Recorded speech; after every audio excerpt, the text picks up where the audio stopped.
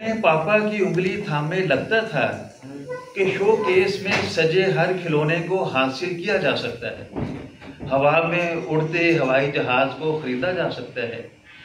पटरी पे दौड़ती ट्रेन मेरी हो सकती है। अपने पापा की उंगली थामे लगता था कि दुनिया में कुछ मुश्किल नहीं, ये धरती ही नहीं नीला आसमान भी मेरा है, ये दुनिया भी मेरी है, ये जहां भी मेरा है। मेरे पापा अब बूढ़े हो चुके हैं, चलते हुए मेरा हाथ थाम लेते हैं। मेरा हाथ थाम कर पापा को क्या लगता है वो कभी नहीं बताएंगे।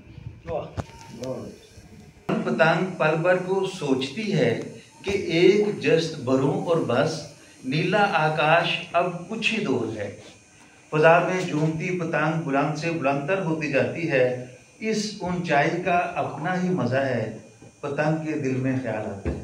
अगले ही लम्हे पतंग को कोई बुलंदी से जमीन की जानिब खींचता है तो पतंग पे ये खुलता है, डोर तो किसी और के हाथ में है। और कभी डोर टूटती है तो कई पतंग को थामने के लिए हाथ लपकते हैं और कोई सोचता है कि आदमी जब बुलंदी से गिरता है तो उसे कोई नहीं थामता। पतंग जो अब सत्याना रोड पे वाक़ है, ये बनाया जा रहा था, तो उसका जब ऐलान हुआ, ये खबर हमारे पास आई, तो उस पर मैंने लिखा। मॉडल कब्रिस्तान के हवाले से एक तहरीर है। शहर में अब मॉडल कब्रिस्तान बनाया जा रहा है।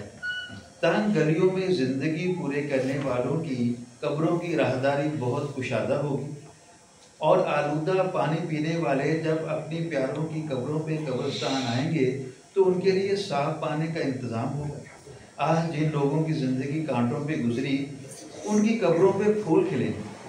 कड़ी धूप में ज़िंदगी के अयाम काटने वाले जब खाक की चादर ओढ़ चुके होंगे तो उन पे दरख्त साया करेंगे। रियासत शहर वालों को मॉडल ज़िंदगी तो ना दे सकी, मगर मॉडल कब्रिस्तान दे रही है। मेरे शहर के लोगों का जीवन जैसे जुगत था और मोर जैसे तंज है।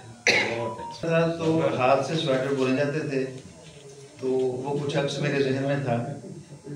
एक दौर था जब ख़वातीन हाथ से स्वेटर बुना करती मुश्किल और मुनफरद डिज़ाइन की तलाश रहती। लड़कियां होने वाले शोहर का स्वेटर बुनती और स्वेटर के साथ साथ ख्याल में एक ताल्लुक भी बुना जाता और वो सोचती कि वो ये स्वेटर पहनेंगे तो कितने भले लगेंगे।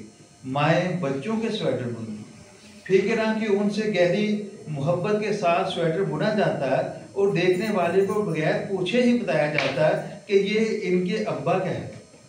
तब एक अजब चमक आंखों में तैरती और कोई बेताबी से स्वेटर बुनने का इंतजार करता है। सीने या पुष्ट से स्वेटर लगाकर देखा जाता है कि अभी कितना स्वेटर बनना बाकी है।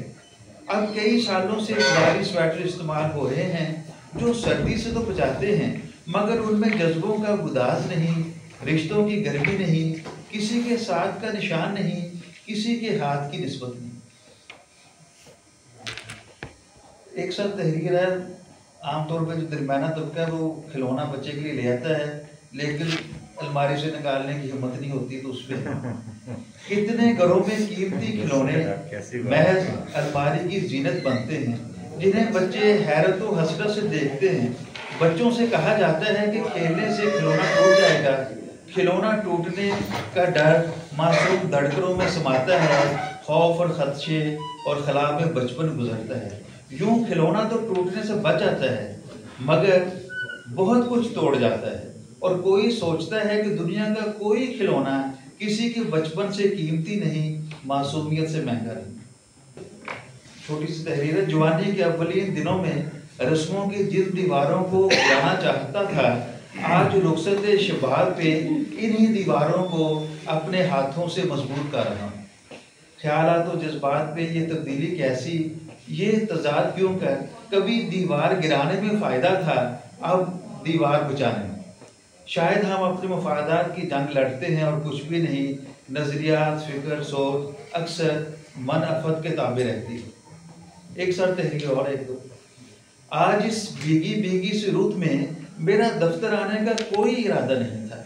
मेरा दिल था तुम और मैं शहर से दूर किसी वीरान सी जगह में आग सुलगाए पहरों बैठे रहें। आग से उठता धुआं, तुम्हारा फैलता काजल, हल्की हल्की ख्वार और प्यार भरी बातें, और हम बिन छुए एक दूसरे के बदन की गरमाइश महसूस करते।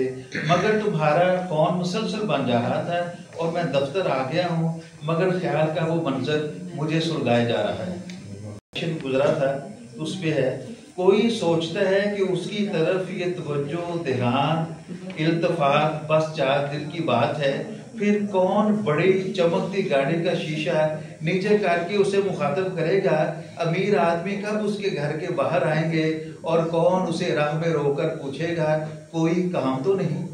31 अक्टूबर के बाद बड़ी गाड़ियां फराटे भरती हुई गुजरेंगी। कौन देखेगा कि वो किस साल में है? कौन पूछेगा कि किधर जाना है? और वो देखेगा अभी तो वोट डालने की वो स्याही जो उसके अंगूठे पर लगाई गई थी ठीक ही नहीं।